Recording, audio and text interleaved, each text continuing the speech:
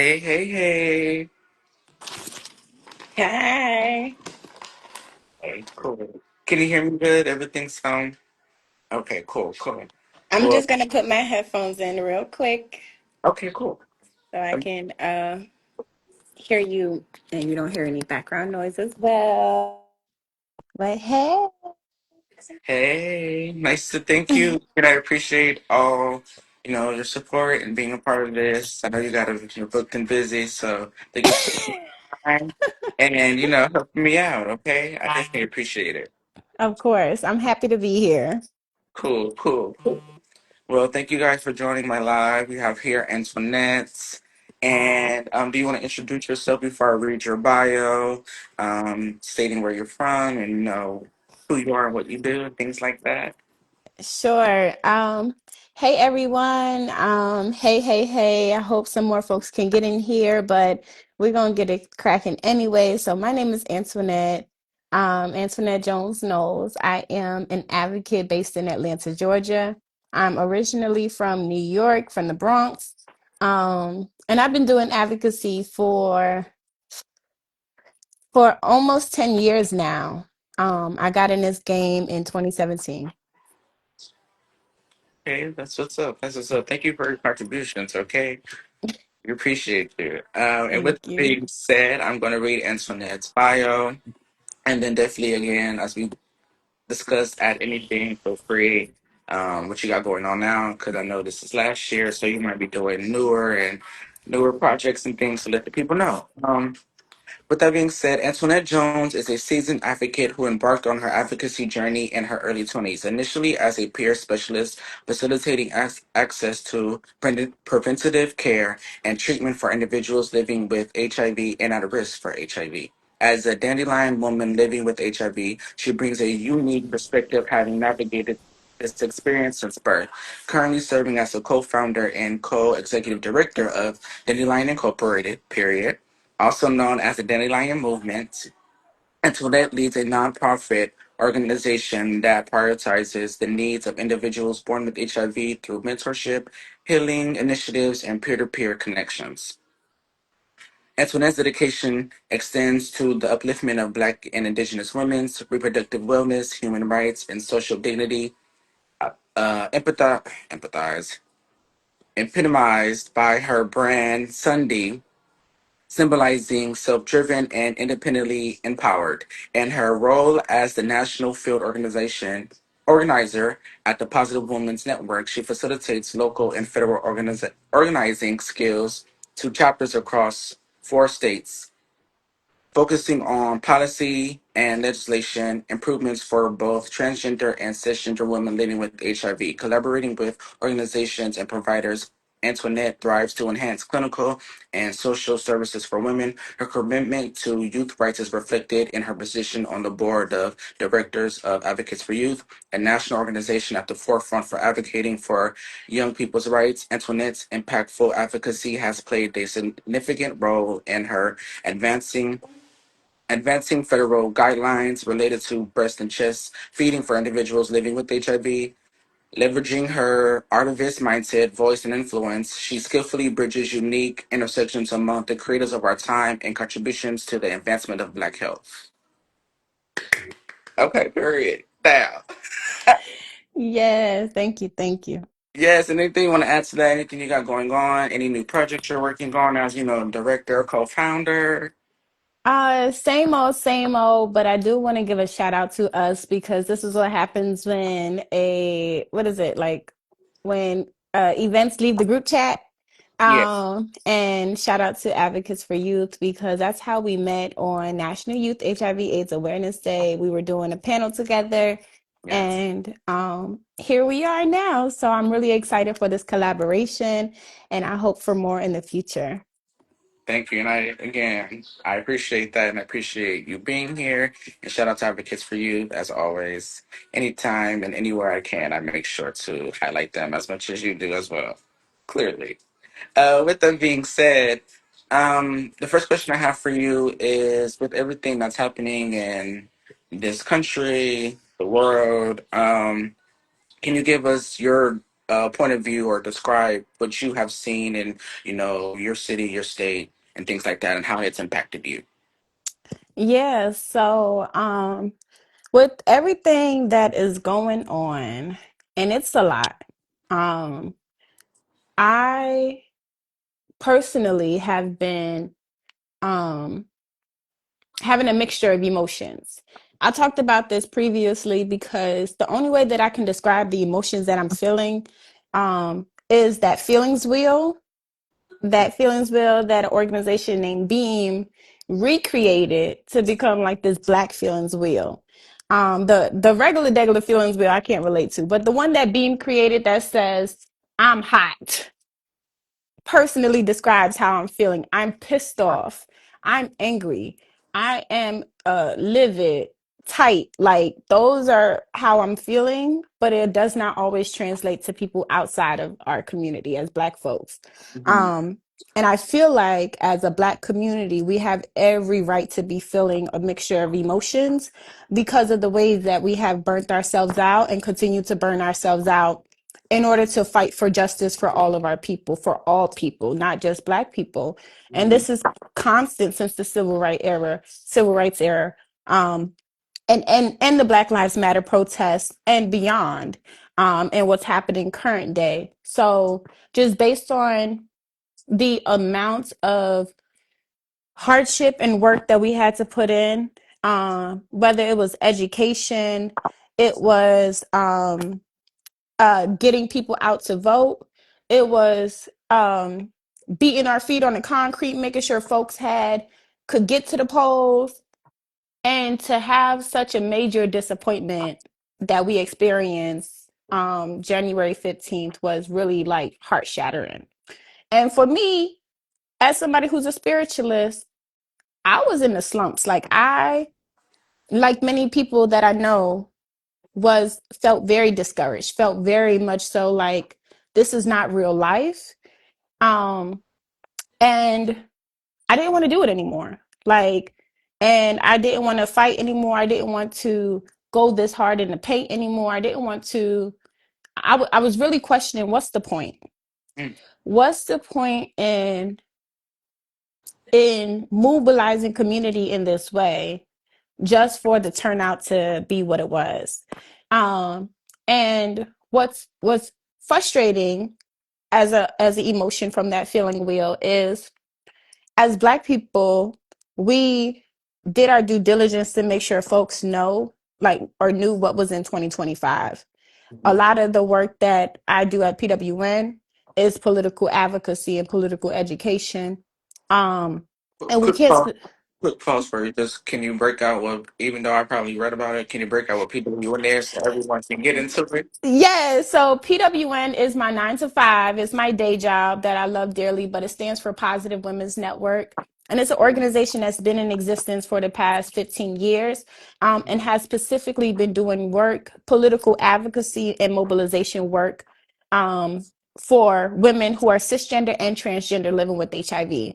The ways in which we do that is we formalize chapters or state leadership, and we empower them, we train them, and we give them the tools to go to their legislators and act upon this, or to share their stories, or to mobilize either local or federal efforts. So PWN was really hitting the ground hard, preparing for these elections. Of course, we can't say which candidate to vote for, but we can give the information to our people. And the Hmm. information that we had to give was Project 2025, where everything that was signed on the first day, the executive orders was laid out.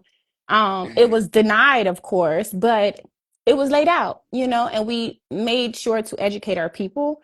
And I like to celebrate the small wins. So the fact that our folks in southern states nationally really hit the ground running, was able to move communities, was able to get so many folks to the polls, record breaking numbers that they have not seen before, and so much more. That's a win.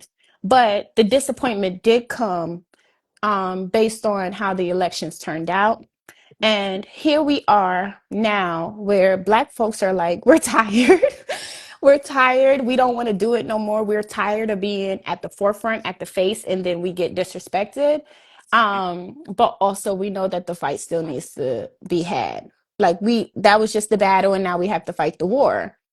And um I think a lot of what's happening in society is like Black folks did take a step back. So folks are looking around like, where is the Black movement shakers? Like, where are the movement mothers? Where are the folks who who are usually out in the streets protesting this regime? And I think self-care and community care and the, I hate to say it, but the I told you so's is really like we're sitting in that moment right now. Um, but also still keeping our communities together and grounded. Um, yeah, so as far as like everything that's happening, we're seeing everything that they laid out in Project 2025. So we're seeing queer and LGBTQ folks, especially our trans brothers and sisters, having state and federal laws preventing them from participating in certain programs, athletics, academics, um, proceeding with gender affirming care. Utilizing language that is affirming in classrooms, all of that is being stripped away by this political party. We're also seeing, and we saw before they even got into office, the reproductive freedom of uh, women being stripped away.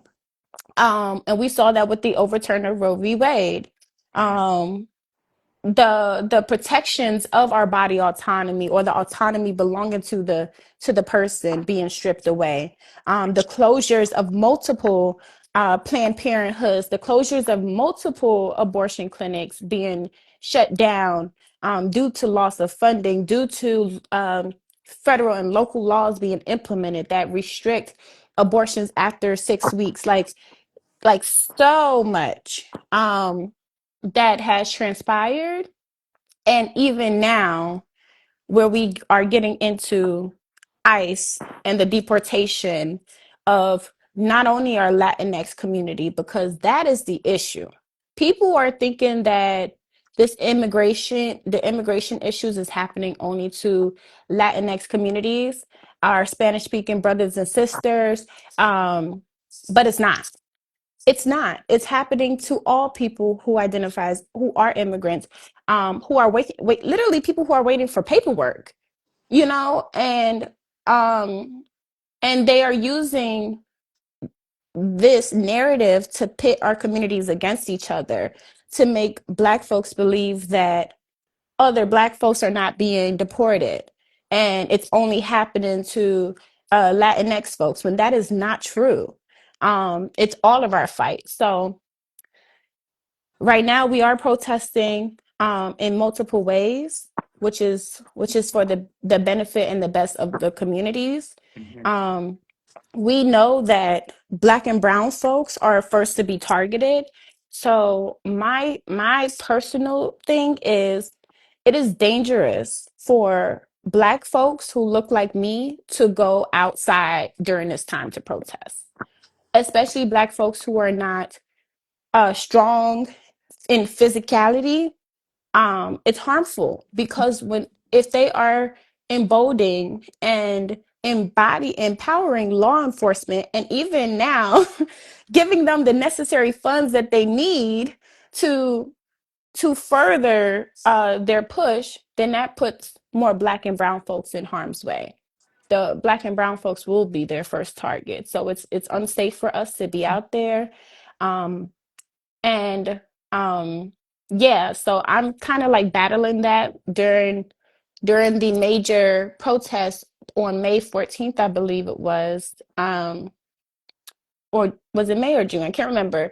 But it was like the worldwide protest. Mm. All I did was hand out water.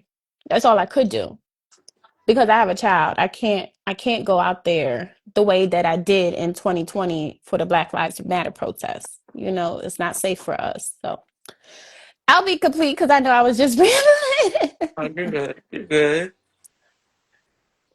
No, with all that being said, for those who are impacted by these issues, what do you say to them? what resources are out there specifically where you're at, maybe that people can get behind, utilize, maybe even help promote, help get out there to other people who may need them, things like that. Yeah, so like right now at PWN, we are starting a resource thread. Mm, Well, we have started a resource thread. So it's like in our Slack channel space where we can just all just drop resources and be able to offer those resources to our community. Um, some of those resources look like community centers um, who are what is the words that I'm looking for? Who specifically work with immigrant communities, looking for resources of physicians, providers who are still willing to serve and practice a form of HIPAA because they don't always practice HIPAA, but who have certain protections in place for our immigrant brothers and sisters. Also looking for resources around um, drug assistance for our folks, because folks are afraid to go to the doctor. mhm, Folks are afraid to go to the stores. So it's really about relying on community when it comes to, as far as when it comes to getting access to certain resources and necessities for people and their families and safety and precautions. But when it comes to educational materials, there is multiple organizations that are hosting these calls to constantly update community on what is happening. So there's the Save HIV Funding Collective, SHF, that is ran by Max Boykin. There is Families for All, which handles a lot of the Medicaid conversations that you are sending. They host a national call mhm, and have mobilized nationally multiple communities around the Medicaid. There is No Kings, the No Kings folks, the No Kings rally. That's the rally I was just talking about that did a national uh, rally um, on his birthday to say that we do not stand for these cuts and so much other and the deportation of American citizens and so forth. So that is definitely where I will connect folks, and I will definitely just encourage folks to either get connected to me or Positive Women's Network. And then also another great thing that we do, and I know Advocates is really good at this, and Dandelions as well. PWN has a policy fellowship. One thing that I'm learning or have learned, because policy was not my strong suit, I did not like policy at all. But in order to understand how to navigate this regime or how to fully comprehend what they are doing, how and in what ways is it against the law or the Constitution, mhm, or what you can do about it, is to understand policy. mhm, So I had to force myself to get over this fear of policy that I have so that I can best do my assignment. Like I can't mobilize communities if I don't know what the hell I'm talking about, you mhm, know? So PWN offers these webinars, this web series for our policy fellows. And even if you do not identify as a person living with HIV or as a person who is cis or transgender woman or trans or non-binary person, you can still join those webinar series. You can still get access to the information. The mhm, last one was on the structures of the government. And although um, I took social studies and history in high school, um, that training like gave me a great refresher to so and it's we all need it, so I would definitely encourage folks to join those webinars or even go on PWN's YouTube and if you're seeking policy information and updates and you really want to stay abreast. Okay, period. And that's why it's okay sometimes to let people rumble because they give you information, they give you ideas. They tell you sometimes, people need to not just be point in the right direction of the lake, but be walks to the lake. Here's the water. They need to see you tried it, and then they're like, okay, this is a safe lake. I can try it too. So I think having conversations such as these is important, especially with people in different, whether it's demographics, different environments, different social settings, so people can understand that regardless of where you're coming from, how you identify, how you represent, that we all go through similar things. It just the castration might be a little bit different. The ostration, the criticism, the the naysaying or whatever it may be might be different, but we're all going through it. So having people like you who know about the work, who experience the work, but have are also doing the work is really great. And that's why I initially wanted to have these conversations with people who are in the field, experiencing these things on a day to day, and having different variations of that. It's great to see and to experience. I don't want to say firsthand because that's not the case, but experience through your lens exactly what does it mean to be impacted, and what can you do to kind of not just help yourself but help community, because I know that's what you were speaking a lot about, helping community, making sure that community is seen, represented, heard, and they understand. It's also what I think you highlighted a lot, making sure that the people that you're representing and that you're talking to don't feel like you're talking at them, but you're speaking with them, having a conversation that they can then join and learn from, which I think is dope. And Yeah, speaking of, that's the other thing too. I love that you named that saying, like, you can bring the horse to the water, but you can't make them drink. Mhm, Because oftentimes that's what discourages me, because I do get discouraged in this work. That's mhm, what discourages me, as far as being a container for of information, right? So I want all my people to move along the spectrum of knowledge and education and mobilize and movement building the same way I am, but that's not the reality, mhm. you know? So um I want, like, I can, even sometimes when I give the information to folks, or, we do webinars on a regular, more specifically about HIV and living with HIV. There are still folks in the world who are like, they carry their stigmas. They will still disagree, even if we say, if you take your medicine, you'll be undetectable and you can't transmit HIV. They'll still be like, you have AIDS and I don't trust you. Yeah, And it's like, but it's scientists. It's scientifically proven. It's right here on the CDC website. I don't trust the CDC. What? Here's the research. But I also had to have grace, compassionate grace, because I was one of those people. I was very much, I still kind of am. I have my conspiracies, but if something is like proven, there's factual information. I'm sorry, my little slipper just fell off. there But you there's factual information, go. Hmm. fact checked, that this is proven to be true. To continue to, like, discourage or to disown this, whatever, It's to meant. continue yeah, to dismiss what I'm saying or what anybody else is saying, is crazy. And that makes me feel like, I don't even want to do this anymore sometimes, because the comment section can discourage you. You ever go through a comment section on, um like, a MAGA supporters page, like I the Yeah, you do. I feel like I think I what I love about the internet is what I love and hate about the internet is it gives everyone a voice, even the unintelligent, even the simple minded, the simpletons, the refuse to, like you said, acknowledge science. Because one thing about it, I'm gonna keep it real.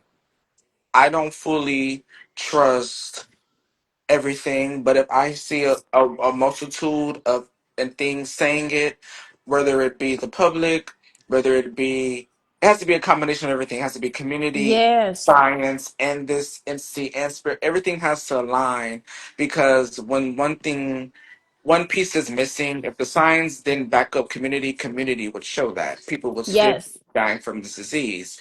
Because Yep. the thing about the CDC, they went from stay away from everyone during the height of COVID to And that's very now true too. all you need is a day or two.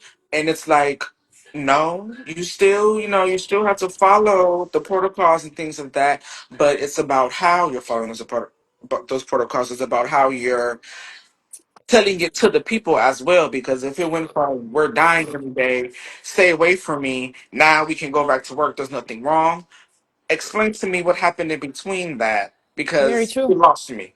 And that's what I feel like people, especially what's on social media in the comment section, is all they pay attention to is the big fonts, the headline, and the picture. They don't Okay, read. they They're don't. not reading, They're not. and that's the major thing. So if we talk about like how we are translating information and communicating important information to our people so that they're in the know, something that I was really adamant about is, of course, virtual. Like if we can have a virtual component to the way that we are communicating policies, if we can shorten what we are saying. People only have the brain capacity now of 60 seconds. If you can't say it in 60 seconds, I'm done. Let's I'm, scroll. Let's yep, scroll it. I'm scrolling, I'm through. What can you say something quick that will captivate me? So yeah, it has to be very quick to the point. It has to be very short. It has to be very bold and big and urgent to grasp people's attention. And for example, this Medicaid issue, the Mhm. cuts to Medicaid, the cuts to SNAP, the cuts to all this funding for people who are low income and who need it the most, and marginalized and Black and brown folks um, who need it the most or who utilize it the most. Um, we've been talking about this since the reconciliation bill was introduced back in February, I believe. Mhm. It only became important when it hit the Senate. And it's like, y'all, we really could have been doing so much more. Like there is a large community who's been doing stuff, but to have the backing that Mhm. we know we could have from the voices that are not so, like, but there's so many ways. I'm gonna digress because I can go on a tangent, but really, like, it's during this regime. I keep calling it a regime because it's not an administration. It's not an administration that is following the Constitution and that has the best interest of the people at heart. It's literally trying to do a reverse Robin Hood. It's trying to strip the rights of the people and trying to put the rights in the hands of one person, and that's problematic. Or the rich and the wealthy, and that's also problematic. Um so but if we had the full backing of community, if community was invested and divested more in the outcomes of their own livelihood, then they will realize the effects of of um of what's going to happen from this regime.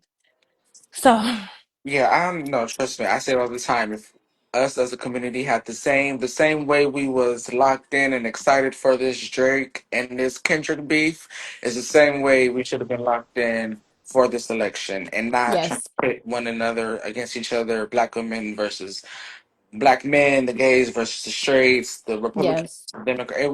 We don't have but that also goes back to if you, not going on a tangent, but if you think about our ancestry from Africa to Egypt, that's always been our thing is segregation, yeah, feeling we have to be against one another, but that's from influence of others. it's Ensure called, that we yep. focus on if we can fix our own issues within each other, within ourselves first, then within each other, would be unstoppable. It's Okay. colonization, and it's trying to use the master's tools to Mhm. build the house. And it will never work. It will never work. The sooner our people realize that we have to create a new way, like we have to, uh, I love the idea of like destruction, but what's to come next? Like I'm a full burn this shit down, bitch. Like I'm, excuse my French, Instagram, but I'm that type of girl where it's like the system is screwed. The only way to build a new system or our own system is to burn the old one down. And that's not only physically. People think like you want to burn and go against the national. No, mentally, it's a mental construct that we are in. And if we do not rid ourselves of the change of our oppressors, we will never see ourselves outside of this structure of oppression of society. Like it will never happen. We will never be able to build the actual life that we want to live because our communities refuse to come together. Like we refuse because we are trying to, it's a lift, it's not a lift as we climb approach. Hmm. It's a crabs in the barrel approach. And the Hmm. people who make us feel like it's crabs in the barrel and don't make us feel like there's enough for everybody are the oppressors so that they can stay wealthy and that we can remain poor. That's Period. why I'm like, why hasn't anybody who won the lottery, and I know this is so off topic, but why hasn't anybody who won the lottery? The lottery right now in Georgia is like $475 million. But we have homelessness. It does not make any sense. Yeah. I Yeah, said if you gave 1 million to each person, nobody would be homeless in Georgia. no, Doesn't make any sense. So, no, I definitely feel you. This country's infrastructure has always been a get rich scheme. That was the whole point. They were mm-hmm, impoverished and going through their own systematic structure and disaster. So they decided to impose on other individuals yeah. and create chaos. But what we're not going to do is make this conversation about them because it's not about them. It's about you. It's about us. It's about what you do and what we do.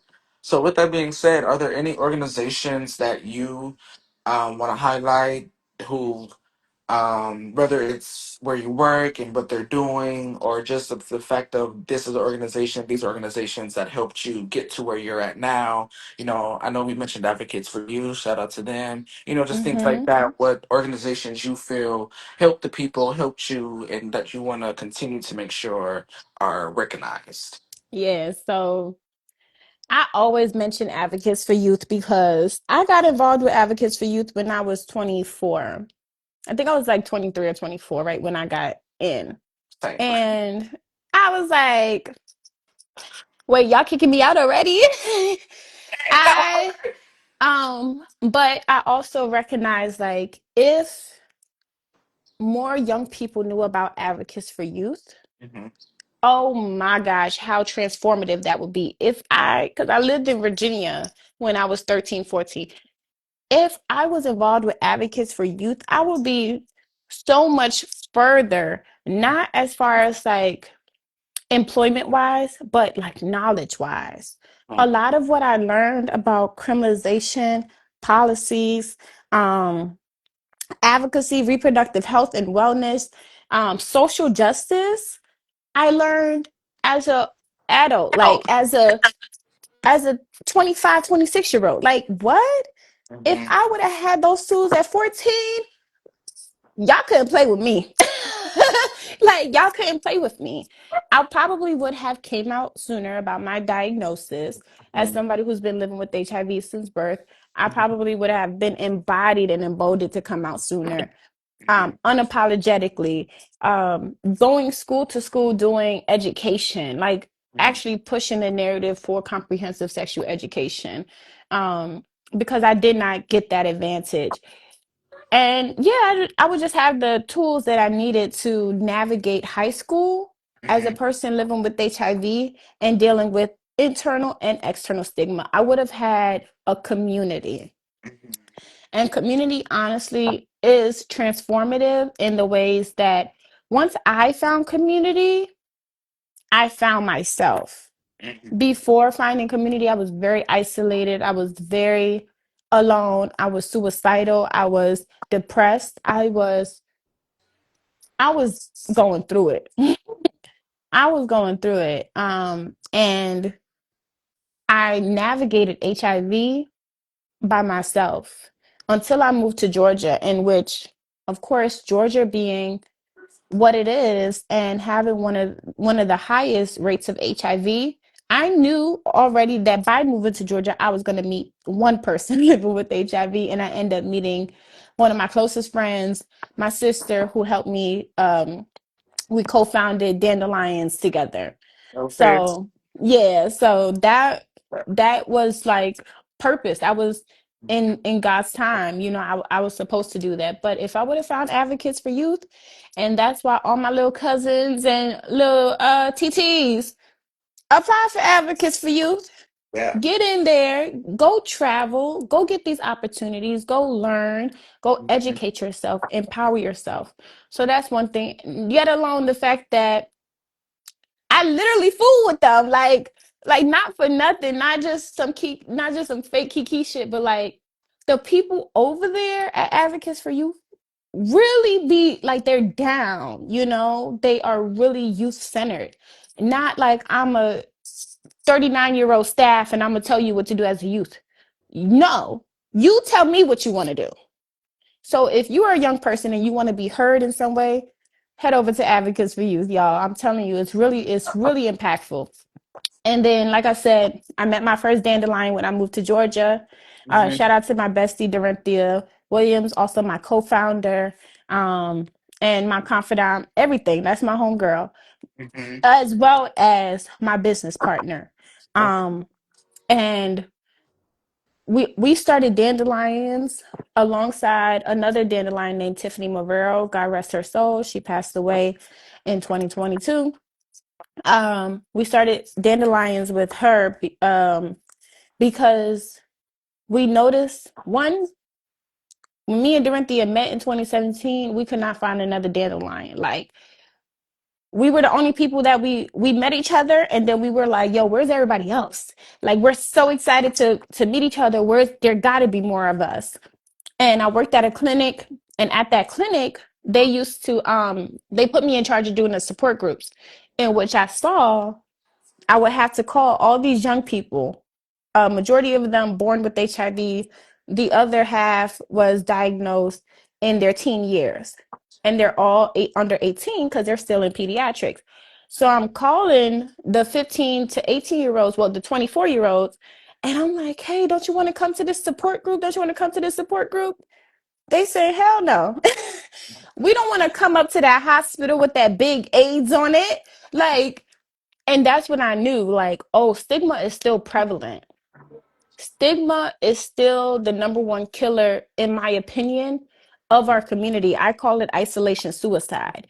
Our Mhm. folks don't want no parts of this. They don't want any involvement in you want me to come to a support group in the city that I live in? It's a no for me. Like, and I said, okay, how can we looked at each other. We was like, we need to do something that's safe, that's comforting for our people, that's specific for our people, that does not feel or has any attachment to the word AIDS or HIV. And dandelions, the term came about from another dandelion. Her name is Mary Bowman, and she wrote a poem called Dandelions. It was a dedication to her mother, as well as herself. And in the poem, she just named that she wishes her mother, before her passing, could have seen herself as a dandelion, because a dandelion is just as beautiful as a rose. And that was our experience. So dandelions being resilient, one of the most resilient flowers, weeds, very what am I trying to say, very therapeutic, very medicinal, sorry, very medicinal in its practice, and very resilient.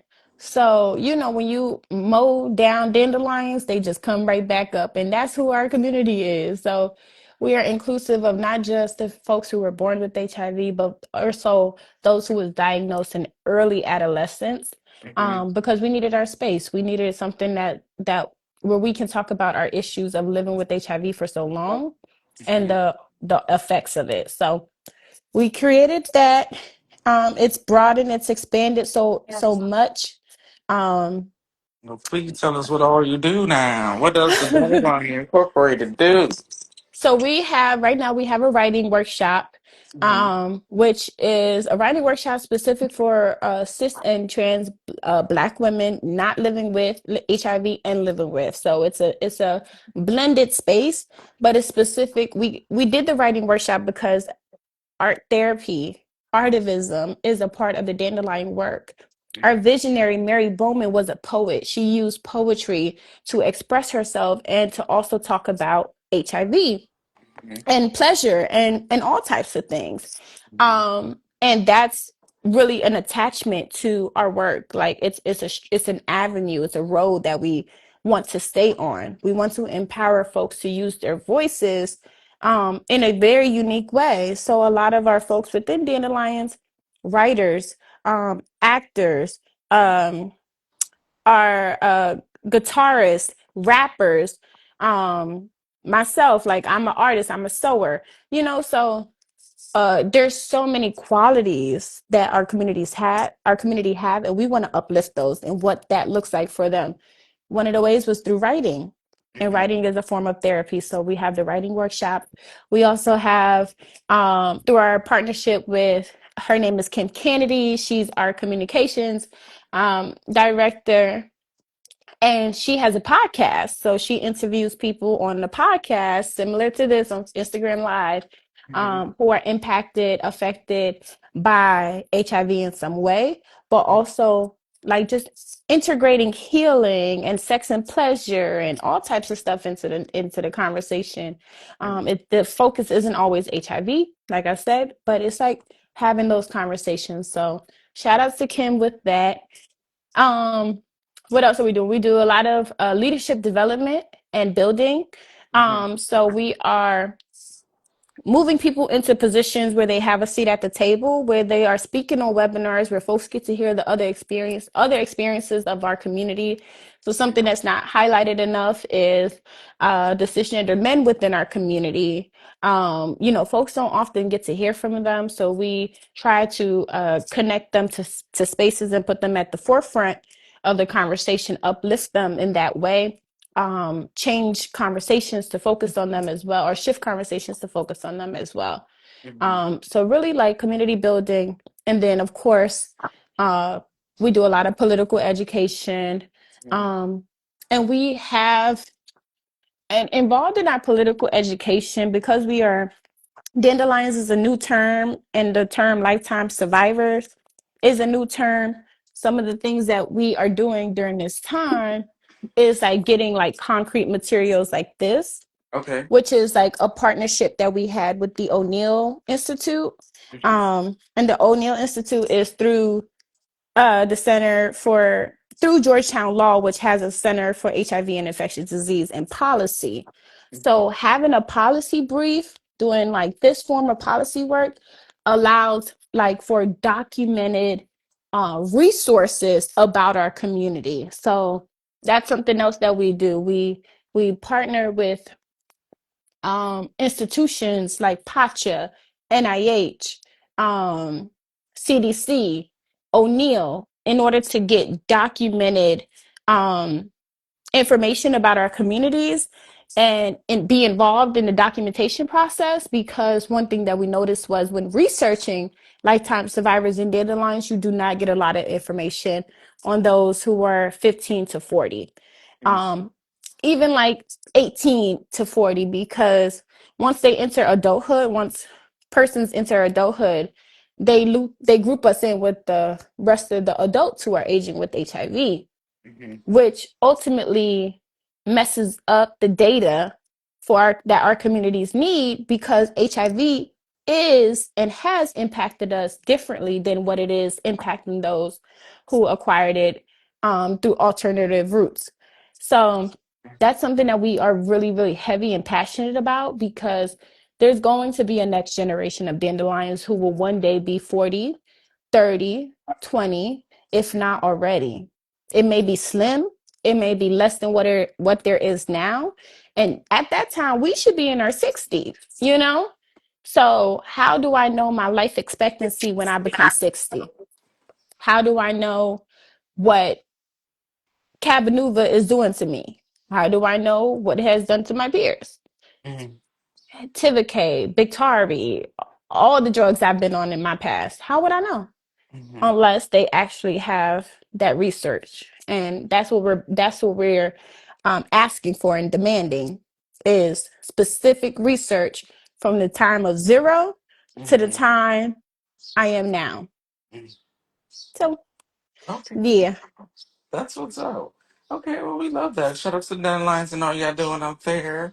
Okay, we thanks. appreciate y'all all your hard work, and I would definitely love to figure out some way to collaborate in the near future again, Yes. and doing some actual boots on the ground type of work for I sure. would love that. I really would. Yes. Okay, for sure. Okay, well, I don't want to keep you too long. I know it's Friday. You got a lot going on. You finna clock out anyway. But I just want to say thank you again, in person and well, not in person, virtual in person. But thank you again, face to face, for doing this, taking time out of your busy schedule, being open and honest about how you feel, what's going on, how's it impacted you, what you've been doing, your contributions to the line of work and things like that. And you're greatly appreciated. Thank you so much. I appreciate Yes. you for having me here. Being able to share my story. Being able to share my story and my experiences is always an honor.